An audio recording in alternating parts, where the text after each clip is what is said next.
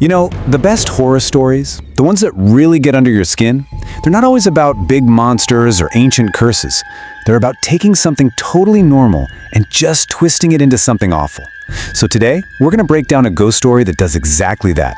It all happens in the one place you should feel safe. A modern office, late at night, after everyone's gone. So picture this. It's a scene we've all been in, right? It is late on a Friday night, you're facing a massive deadline, the pressure is just immense, and the building has that weird, hollow echo of being completely empty. It's just you and the work. But that's the real question at the heart of this whole thing, isn't it? When you're in a huge empty space like that, are you ever really alone? This is the exact moment where the normal starts to fray at the edges. And what's so clever about this story is that the fear doesn't start with a ghost. Oh no. It starts with something much, much more ordinary. Just a bunch of small, stressful things that all pile up to create the perfect environment for terror. Just look at how they layer on the tension here. First, you've got a critical deadline, so your stress is already through the roof. Then, bam, a power cut. The whole building is on a backup generator. That means only one AC unit is working per floor, turning the office into this sticky, hot, uncomfortable pressure cooker. And to top it all off, it's just a skeleton crew. Only 3 people, totally isolated up on the 6th floor. And their goal? It's something we can all get behind, right? It's so simple. Fix this broken piece of code, do it fast before their manager, who they've nicknamed Manjalika, finds out, and for God's sake, just get the work done and go home.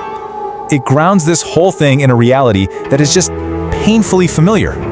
Okay, so this is the moment it all changes. One of the employees, Preeti, she's exhausted from the coding, she's boiling from the heat, and she decides she just has to get some rest. And she makes a choice that kicks this whole haunting into gear. She leaves the 6th floor, the only place with other people and some light, and she heads down into the dark, silent floors below. She's aiming for the resting room on the 3rd floor, just a place to escape the stress, to cool down, but she's about to find something else waiting for her. And then, boom, she just bursts back into the office on the 6th floor, totally panicked, out of breath. She's screaming at her colleagues. There's someone downstairs. In a single second, that tense, quiet night is just shattered. And this is where we get that first chilling detail.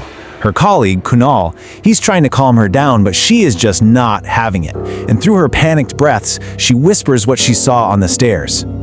I saw her. She had such long, long hair. So right away, things get complicated. A conflict just erupts, but it's not with a ghost. It's between the employees themselves.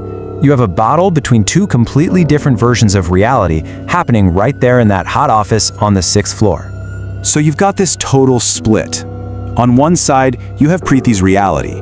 There was a terrifying figure, a presence, an intruder in the building. And on the other side, you've got Kunal's logic. She's just an exhausted colleague who's hallucinating from stress, and she probably just saw her own reflection or someone's playing a stupid prank. So Kunal, he's just trying to find any logical reason for this. He's pointing out how tired they are, how dark the stairwell is, the possibility that she just saw herself in a mirror.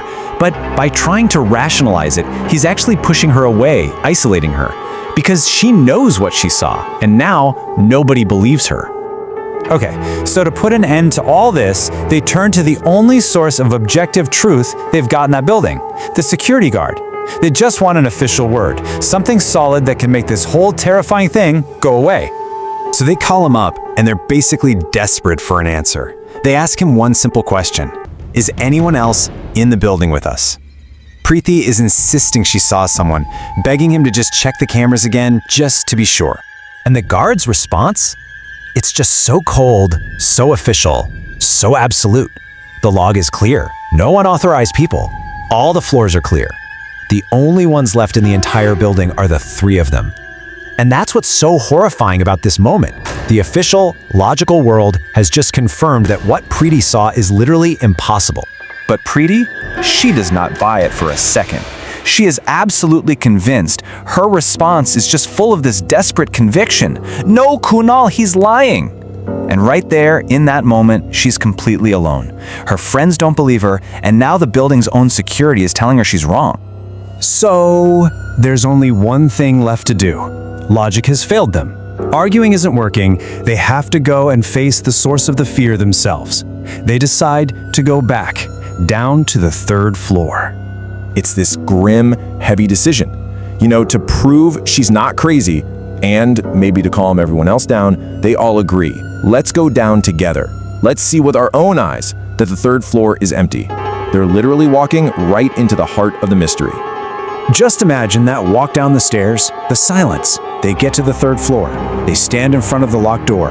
One of them pulls out an access card. The little light flashes green, and the door swings open into pure, total darkness. And what they find in that darkness?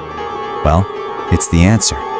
But it is not the answer anyone, and I mean anyone, was expecting. The truth is somehow both perfectly logical and just deeply, deeply unsettling. From out of the dark, they hear a voice, a little girl's voice, talking to her father, who turns out to be one of the other employees. And she says, "Don't worry, I hid before she could see me again." And just like that, the penny drops. It all makes sense. Preeti was right all along. There was someone else in the building. It was her colleague's daughter who'd snuck in to get out of the heat. She was the one making noise. And when she heard Preeti coming, she got scared and hid. A perfectly rational explanation. But here's the thing. This is what makes the story so brilliant and so chilling. The little girl says she hid before Preeti could see her a second time, which leaves us all with one final, awful question that the story never ever answers. If the little girl was hiding, then who was the woman with the long, long hair that Preeti saw standing on the stairs?